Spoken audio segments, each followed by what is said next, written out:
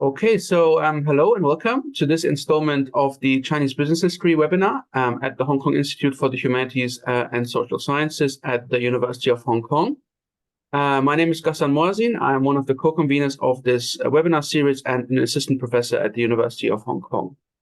So for this installment of the webinar, we are very glad and thankful and lucky to have Dr. Tsai Weipin from Royal Holloway University at the University of London to give us a talk.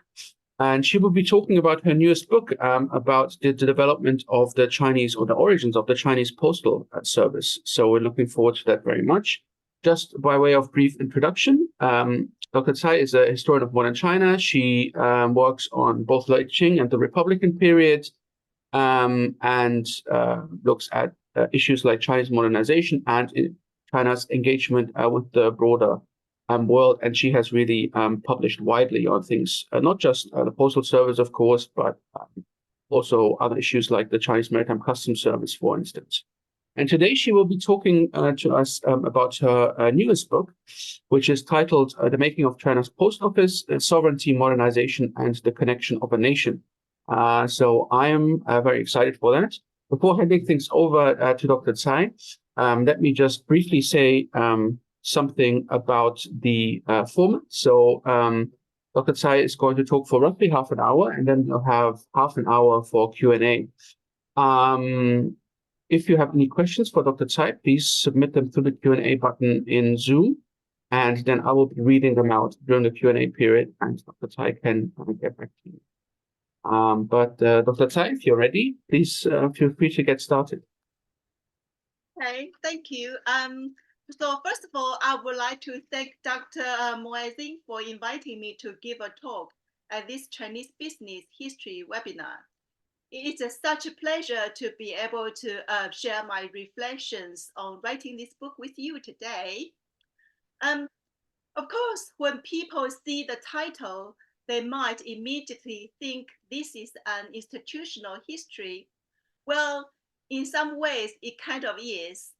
However, as I hope to express in this talk, my approach has been not just to cover the institutional ground, but also to bring together a collection of stories which touch upon a much wider historical context, going beyond straightforward institutional history through engaging with the character and the motivations of people involved. In its early days, the status of the Chinese post office was uncertain and ambivalent. It never appeared alongside the big players, such as obviously the Chinese Maritime Customs Service, or the Bureau of Railways, or the Bureau of Telegraph, at the top table of imperial concerns. This was mainly due to its lowly revenue income and initially, at least, its limited reach. And let's not forget, and also it had nothing to do with foreign loans.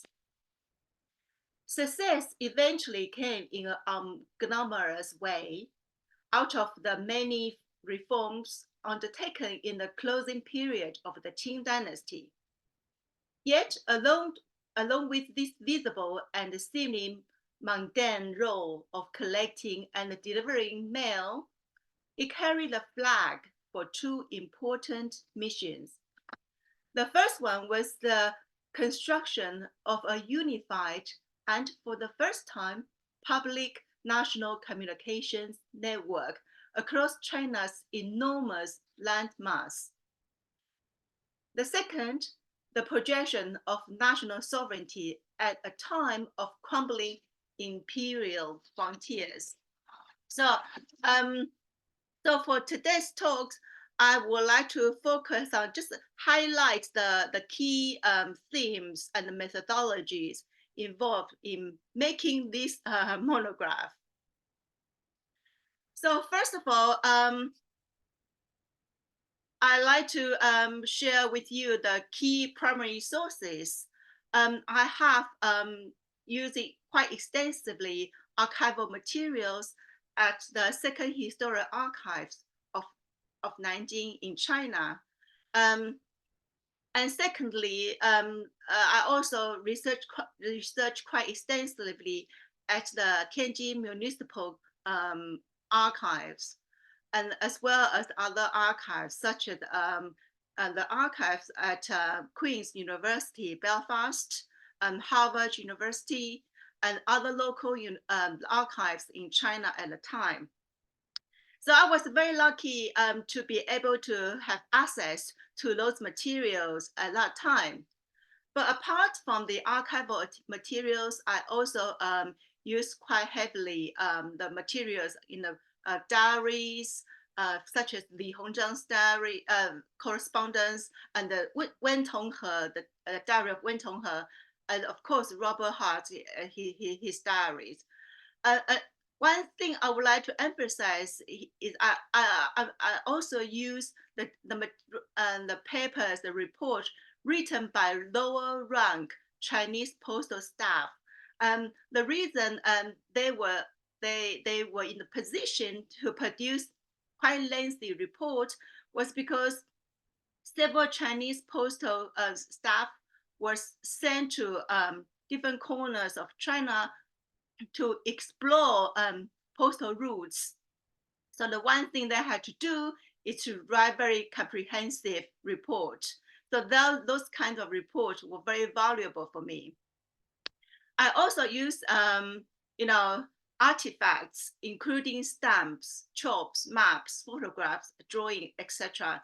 I think it's quite important to do postal history by using stamps and the chalks, because they carried a lot of information, and they are used by people on daily basis. So I try to bring these different aspects of histories and materials into this book.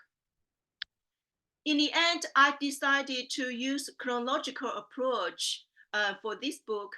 I did think about using a thematic approach, and I did actually wrote some chapters by using thematic approach. However, in the end, I decided that the chronological approach will work better because this method allowed me to reflect the interwoven human relationships.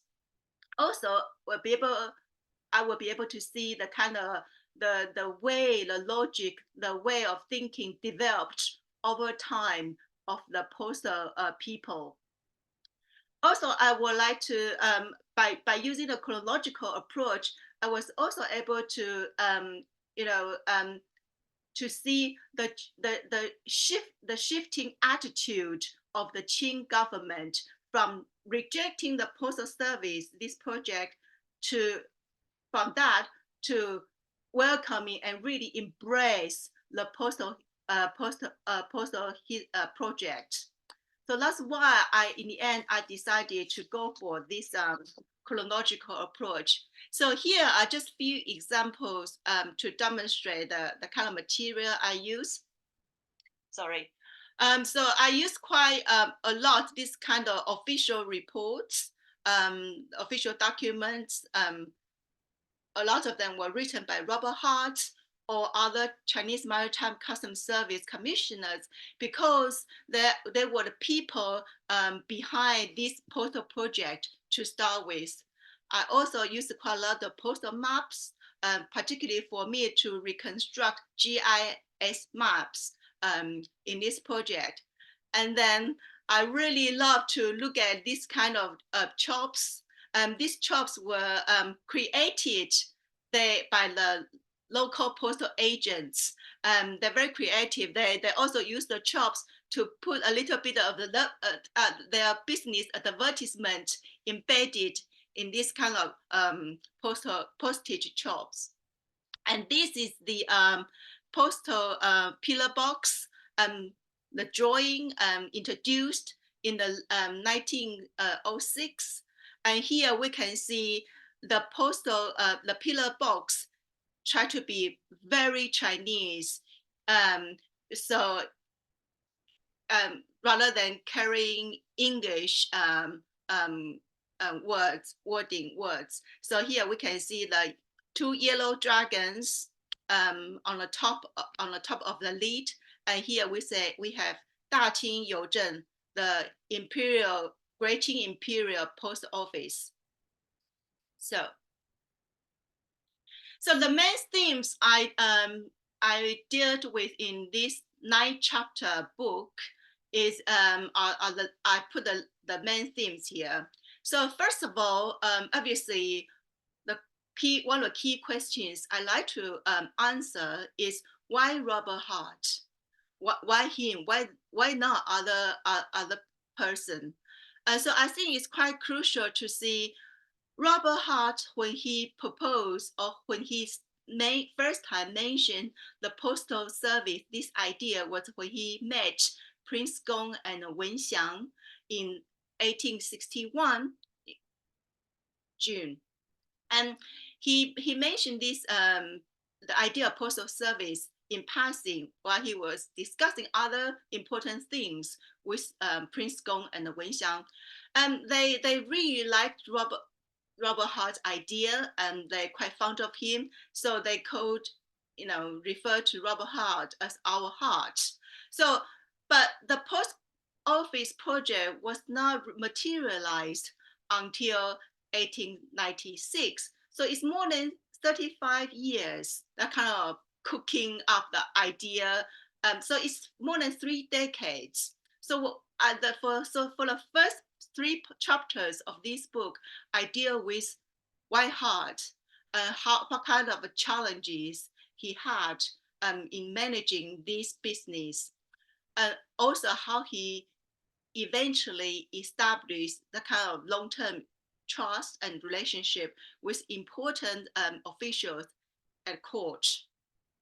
The second part of the themes I deal with was important high Qing officials such as Prince Gong, Wen Xiang, obviously Li Hongzhang, Empress Dowager Cixi, and Wen Tonghe.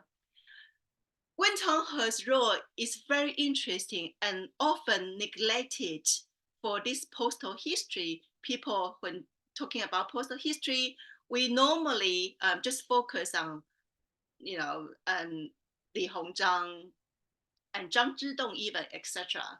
But I think by looking into the correspondence of Li Hongzhang, Wen Tonghe, and diary of Wen Tonghe, and the diary and the letters written by Hart, we got to see a fuller pictures about at this crucial moment after the First Sino-Japanese War, Li Hongzhang was sent away to Russia, and his position was taken away, and that really left the kind of a vacuum, the power vacuum for Wen Tonghe to come to play. So I think I was quite excited about this discovery, the crucial role played by Wen Tonghe and his support towards Robert Hart's idea, but also the return of Prince Gong, for the First Sino-Japanese War was also crucial.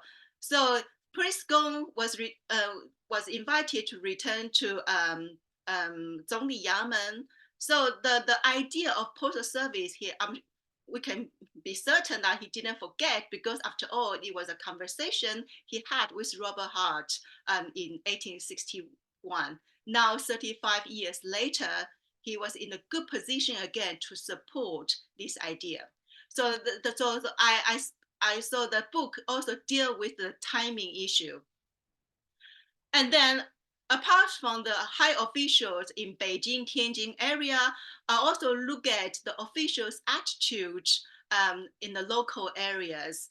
I look at Zhang Zhidong, but I also look at many other officials, the provincial generals in different provinces, and the subordinate officials, how they treated this postal project and how they changed their attitude from being completely hostile toward it, and then later on toward collaboration with the ideas, particularly after the Boxer Uprising. So Boxer Uprising was really a good turning point for the postal project.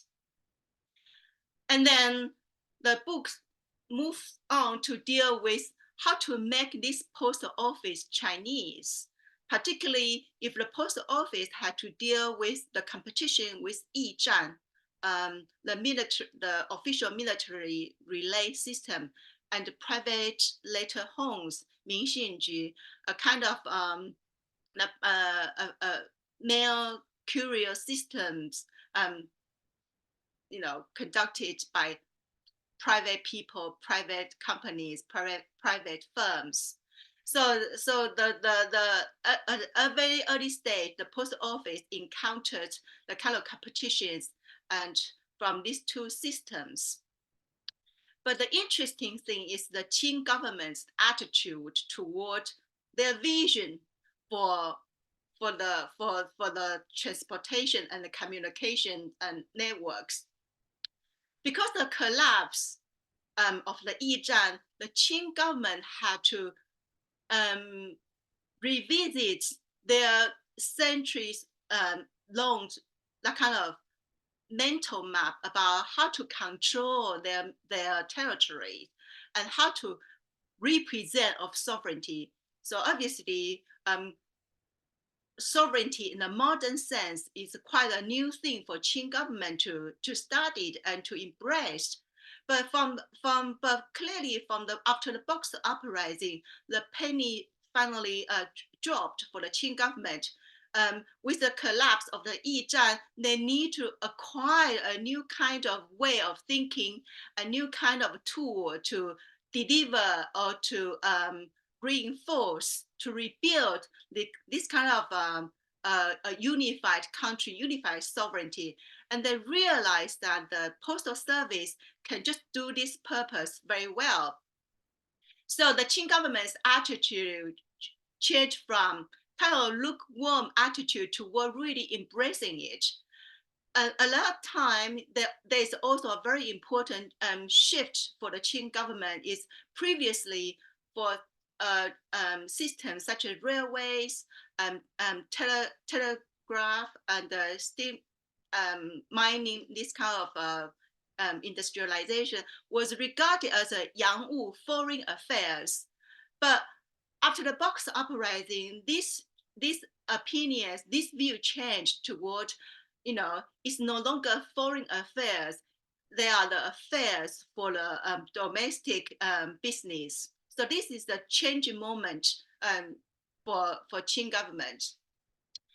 And the last themes I deal with in this book is also about the postal office become the vehicle for imagined community for young China right before and after the 1911 revolution. So the last chapters of the book, what I deal with is the kind of three different kinds of historical perspectives surrounding the postal service, this post office, this history.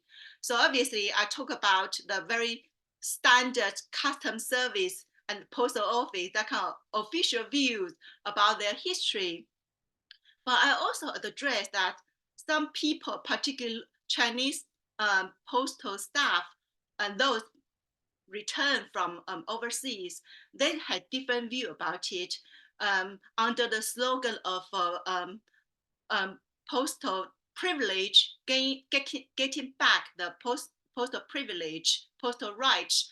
The young Chinese postal staff, they had their own discourse about the history. And the third kind of discourse is a hybrid kind of discourse by bringing foreign-oriented discourse together with Chinese perspective together, particularly surrounding the establishment of the longest postal route at the time of the world. So I show the final chapter demonstrated this kind of three kind of perspectives. So I just wanted to highlight one of the chapters and one of the key themes in this book is Becoming Chinese. So Becoming Chinese is really a very important concern for Robert Hart and the other foreign staff in the postal service, because the very different from the Chinese maritime customs service. Right at the beginning, the postal service was meant to be a kind of institution working for general Chinese public. So how to make Chinese postal office Chinese is a very important philosophy to be behind this project. So here I just show to reach and beginning to reach in inland China, they have to use very creative methods to bring mobile post office outside the city center. And here we have a postman with a banner saying Nanjing Post Office countryside service. So this postman can sell you postage stamps as well as collecting mail from you if you like. And here just a quick PowerPoint to show you the growth of the workforce of Imperial Post Office. The light color, the darker one, which is for the Chinese postal clerks and the writers, and the gray one, the lighter one, is for Chinese staff. You can see both colors, both bars are have a very healthy and quick growing. However, the postal officer and above, actually they were the foreign postal staff, and the growth of these populations has been very, very small from through the first decades of the postal history. And here I show you the postal branch network by regions. And by the end, we can see the northern section, including Beijing and northern part of China, had a strong growth over a period, followed by the south section, including Canton, Yunnan area.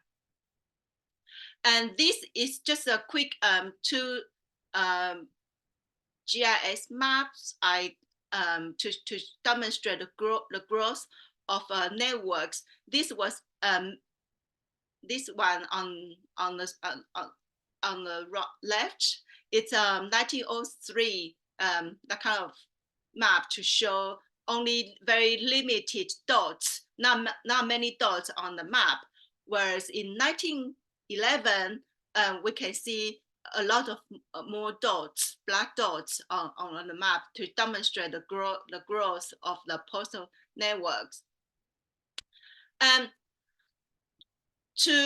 Because as I said earlier, the postal service, they carry the kind of message or symbols for sovereignty. So to make sure postal service can reach frontiers was very important task for the post office. So from the 1911, we can see postal office endeavor to reach to Outer Mongolia, to Xinjiang, and to Tibet. No matter how short period each individual links might be, but it demonstrated that at the very weak moment of the Qing government or early Republican government, like Yuan Shikai government, postal service had such responsibility to pronounce sovereignty for both governments. And here, I just wanted to quickly to show you, this is the customs service / post office in Yadong in Tibet in around 1910, And the map on the top is the constructions for the longest postal route in the world around 1918, 1919. Just after the First World War, because Russia, after their revolution, they abandoned several post offices, and they were taken over by Chinese post office. And the front letter cover here, I show you here, is the letter cover issued on the first day of on the first day when the postal route was completed from Beijing to Kulun. Kulun is today's Ulaanbaatar. So this is the first letter covers issued on that day in 1911. And from this letter cover, we can see, interestingly, this letter actually was delivered by 3 systems. First of all, from the postage stamps, it's clearly part of the stretch was delivered by the post office, but from the writing here, the Yizhan system was also involved in delivering this part of the stretch. And then from the red chops here, it also shows one private letter home also involved. So this is the letter delivered by 3 postal systems. And one of the themes I deal with in this book is also to understand the logic behind the design of logistics for postal routes. So here in the book, I highlighted the railways and day and night express postal route in northern China in 1906. The reason I choose the northern China because it's the area has most railway roads completed, particularly the route from Beijing to Hankou. It's here.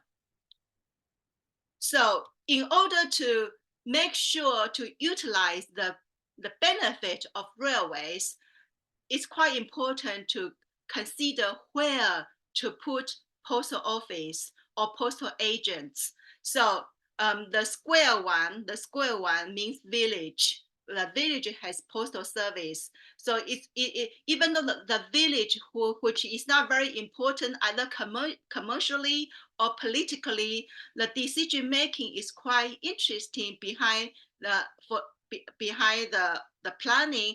It's even, for example, even for the route, the place such as Weixian here, we can see the small triangle here. Weixian is a village not very important at all, but because in order to link the postal route from Jinan in Shandong province to Matou here on the Jinghan railways, it's quite important to create this kind of connection, to put a postal branch in Weixian to make the connection. So in chapter 7, I deal with the planning planning logic behind the postal expansion by looking at the different status of administration units, such as county, village, city, provincial city, etc. So to talk about post office, obviously, it's meant to be a service for general public. So make new kinds of postal buildings was very important to create the first impression of modernization, etc. So these 2 photos were taken in Fujian and in Fuzhou, sorry. So this is the outside of the very Western style of post office in Fuzhou, and this is the inside of the building. Robert Hart actually wrote quite extensively about his ideal layout for postal office. So he in his plan, he said to send money should go to this window, to buy postage stamps to come to this window, etc., etc. What he wanted to do is to make post office become a new public space for general public. However, what is most important is, to invite local people to come to this postal service as well. So here we can see postal agency was a very important kind of part for the expansion of postal service, because post office didn't have much fund to open branches spontaneously across China. So it's quite important for them to collaborate with the local shops. So local shops, they can continue to run their usual business, but at the same time they served as agents for post office, and they take big pride for doing so, because this local agency, they become a local information hub.